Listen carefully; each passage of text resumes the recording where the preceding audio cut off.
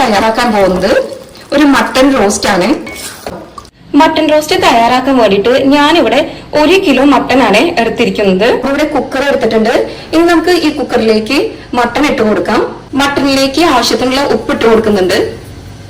ഇതിലേക്ക് 1/2 സ്പൂൺ മഞ്ഞൾപ്പൊടി ഇട്ട് കൊടുക്കുന്നുണ്ട്. എരിവിനായിട്ട് ഞാൻ ഇതിലേക്ക് 1 സ്പൂൺ കുരുമുളക് ചതച്ചതാണ് ഇട്ട് കൊടുക്കുന്നത്. കുറച്ച് കറിവേപ്പില ഇട്ട് കൊടുക്കാം. 2 സ്പൂണ് വെളിച്ചെണ്ണ ഒഴിച്ചു കൊടുക്കുന്നുണ്ട്.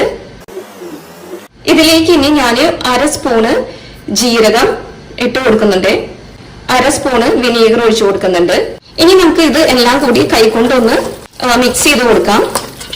ഇപ്പൊ ഞാൻ ഇട്ടത് ജീരകപ്പൊടിയാണ് കേട്ടോ.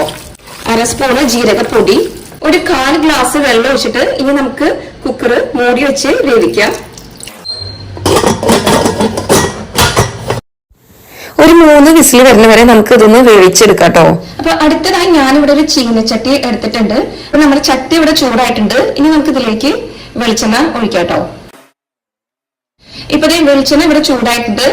ഇനി നമുക്ക് ഇതിലേക്ക് ഒരു ബൗള് ചെറിയുള്ളി ചുവന്നുള്ളി ചേർക്കാം. ഒരു മീഡിയം സൈസ് സവാള അരിഞ്ഞത് ചേർക്കുന്നുണ്ട്. ഇതിലേക്ക് ഒരൽപ്പം ഉപ്പ് ചേർത്ത് കൊടുക്കുന്നുണ്ട്. നമുക്കിത് നന്നായി വഴറ്റി കൊടുക്കാം. ഇതിലേക്ക് ഞാൻ ഒരു തണ്ട് കറിവേപ്പില ഇട്ട് കൊടുക്കുന്നുണ്ട്. 2 പച്ചമുളക് കീറിയത് ഇട്ട് കൊടുക്കാം. നന്നായി വഴറ്റി കൊടുക്കാം. ഇപ്പൊ ഇവിടെ ചെറിയുള്ളിയും സവാളയും നന്നായിട്ട് പിങ്ക് കളറായി വന്നിട്ടുണ്ട്. ഇനി ഇതിലേക്ക് 1.5 ടേബിൾ സ്പൂൺ ഇഞ്ചി വെളുത്തുള്ളി ചതച്ചത് ഇട്ട് കൊടുക്കാം. നന്നായി മിക്സ് ചെയ്ത് കൊടുക്കാം.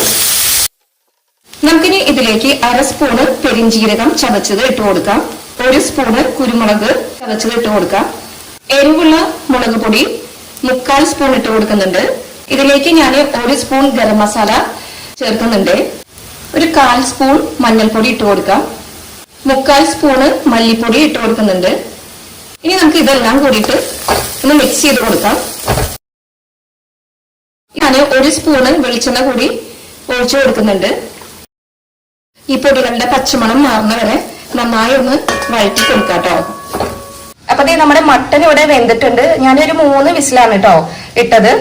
ഇനി നമുക്ക് ഇത് ഈ മസാല കൂട്ടിലേക്ക് ചേർക്കാം. നന്നായി ഒന്ന് ഇത് യോജിപ്പിച്ചെടുക്കാം കേട്ടോ. ഇതിലേക്ക് കുറച്ച് കറിവേപ്പില ഇട്ട് കൊടുക്കുന്നുണ്ട്.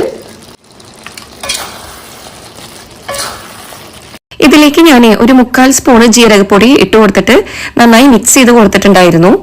അപ്പൊ നമ്മുടെ മട്ടൺ റോസ്റ്റ് ഇവിടെ തയ്യാറായിട്ടുണ്ട്. ഇനി നമുക്ക് ഫ്ലെയിം ഓഫ് ആക്കാം.